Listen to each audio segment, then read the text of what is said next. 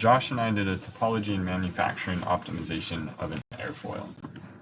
The inspiration behind this project is the picture on the right. This is a drone made by a company called Tech, and they have these wings underneath the drone that are boxed in red. This wing is a perfect opportunity for a topology optimization because it's mainly a lifting body, meaning that inside it's more or less solid. It doesn't need space for electronics, and it doesn't need space for fuel or anything like that. It has a hole through it, but we're not going to model that for now. So we're going to seek to minimize the mass of this wing while maximizing stiffness, and then also optimize it for additive manufacturing. That's the way that it's currently made in the prototyping phase, and possibly the way that it'll be made in the future. To do these optimizations, we used a couple programs. We used XFlyer 5 for our airfoil analysis to get the pressures that we needed for our later FEA analysis. We used Fusion 360 to create the wing itself that was inspired by the one you just saw. And then we used Altair Inspire to do the actual topology optimization for mass, stiffness, and then selective laser melting was our 3D printing option. So like Jacob was talking about, we'll go through a little bit of the setup in a little bit more detail now. So we started out in XFlyer where we were able to pull in a NACA 4412 airfoil here, and we were able to get a CP curve off of it, with this being the lower surface and the upper surface, and being able to then extrapolate the pressure forces we would anticipate on the body. Pulling in this geometry though, we can go ahead and go into the wing here that we have in Fusion 360 and extrude it over a swept area to match the wing that we were seeing from the prototype, and then go ahead and shell it and keep this inside. And then we also went ahead and segmented it so that we could apply pressure forces to each of these spaces. Within Altair Inspire, we were then able to apply those pressure forces over the area of this wing, and then section out this core to be the area that we really want the topology optimization to hone in on. Here we added a spar just to connect it so it doesn't flop around. And then we also went ahead in later iterations and made this a little bit larger. But then we went ahead and ran some analysis on it. For a baseline, we were getting a minimum factor of safety when this whole thing was filled in. And then we were able to see a displacement of about 3 millimeters on this trailing edge. And we ended up using this trailing edge to measure that displacement for all of the future iterations to keep it consistent.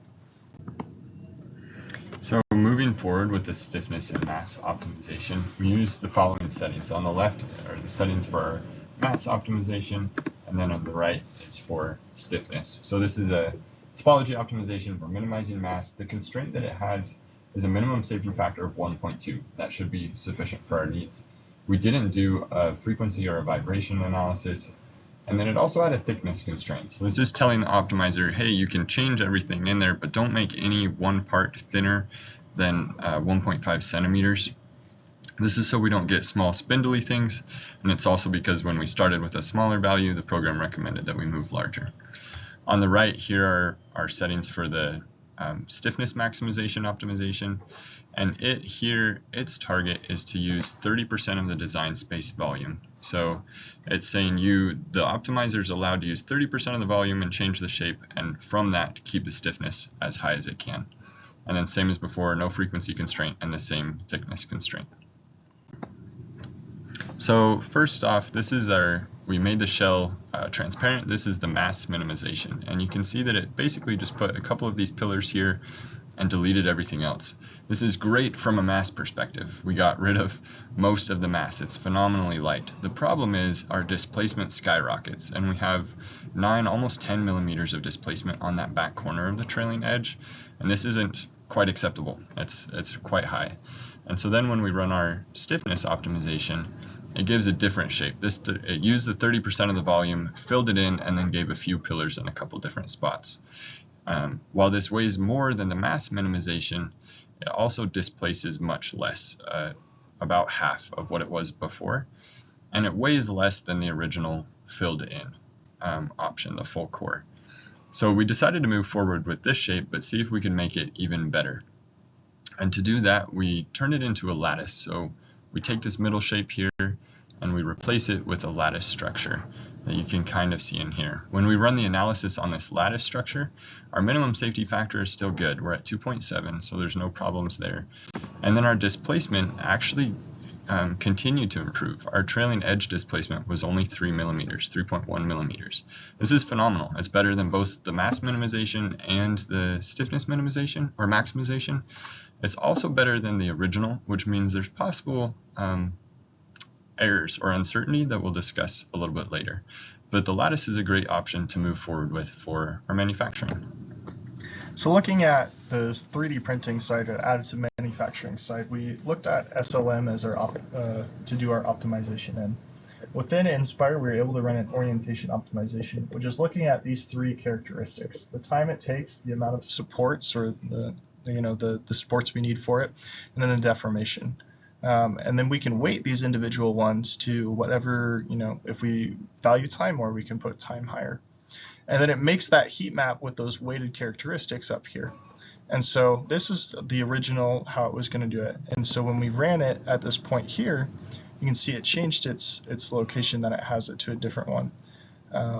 As you can see, the time is going to take quite long, but the supports are in the green and deformation is in the green, meaning it's a very reliable source of doing this, albeit it would take quite a bit of time. Looking at some of the values just to get a comparison or a rough idea of what you're looking at when you run these things. We started our out 0.6 kilograms and running a minimized mass, it's much lower, maximum stiffness a little bit higher.